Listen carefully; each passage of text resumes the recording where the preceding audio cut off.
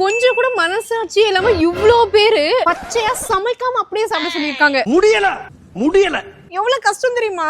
But உங்களுக்காக நான் அதை பண்றேன். உங்களுக்கு ஃபாலோ பண்ணிருங்க சொல்லிட்டேன் நானு. என்னெல்லாம் பண்ண போறாரோ. மார்னிங் பிரேக்ஃபாஸ்ட்க்கு கடைக்கு போய் பச்சை முட்டை வாங்கிட்டு வந்திருக்கோம். பச்சை முட்டை அப்படியே உடைக்காம சாப்பிட போறோம். இத க்ளீன் பண்ணணுமே இப்போ. ரோட்ல அரைச்சு பார்த்தா அடிப்பாங்க. காலையில என்ன விளையாட்டு காட்டுறாங்க, எப்படி எல்லாம் சோதிக்கிறாங்க. இதுக்கு தான் ரோட்ல உட்கார்ந்து ஸ்டண்ட் எல்லாம் பண்ண கூடாதுன்னு பாருங்க. இந்த முட்டையை அப்படியே வாயில உடைச்சு ஊத்து போறேன். ஆஃப்டர்நூன் லஞ்சுக்கு ராவா 2 ஃபிஷ் வாங்கியிருக்கோம். இது ராவா இருக்கு, அப்படியே கட் பண்ணி ஸ்லைஸ் பண்ணி கொடுத்துருக்காங்க. இது வந்து ஹாலிபட், இது வந்து மேக்ரல். ஃபிஷ் ராவா இருக்கா, சோயா சாஸ் நல்லா டிப் பண்ணிட்டு உங்களுக்கு என்னெல்லாம் பண்ண வேண்டியதா இருக்கு பாத்தீங்களா? இங்க பாருங்க, ராவா எவ்வளவு ஐட்டம்ஸ் இருக்கு. இதுல ஏதாவது 2 ஐட்டம் வாங்கிக்கலாம். ஆப்ஷன்ஸ் நிறைய இருக்கா, என்ன வாங்குறதுன்னு எனக்கே தெரியல. ஈவினிங் ஸ்நாக்ஸ்க்கு கிரேப்ஸ், அப்புறம் கேரட், ஒரு ஃப்ரூட், ஒரு வெஜிடபிள் கொத்தோட இருக்கு, அப்படியே சாப்பிடுவோம்.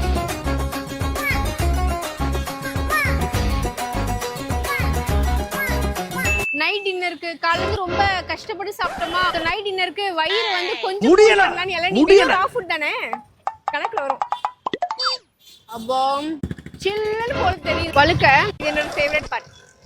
இன்னைக்கு ஒரு நாள் ஃபுல்லா ரா ஃபுட் சாப்பிடுங்கன்னு கேட்டாங்களா, அவங்களுக்காகவே கஷ்டப்பட்டு எஸ்பெஷலி அந்த லஞ்ச்ல சாப்பிட்ட அந்த ரா ஃபிஷ் தான் இன்னும் இங்கே நிக்குது. இதுக்காகவே எல்லாரும் ஃபாலோ பண்ணிட்டு போறீங்க சொல்லிட்டேன்.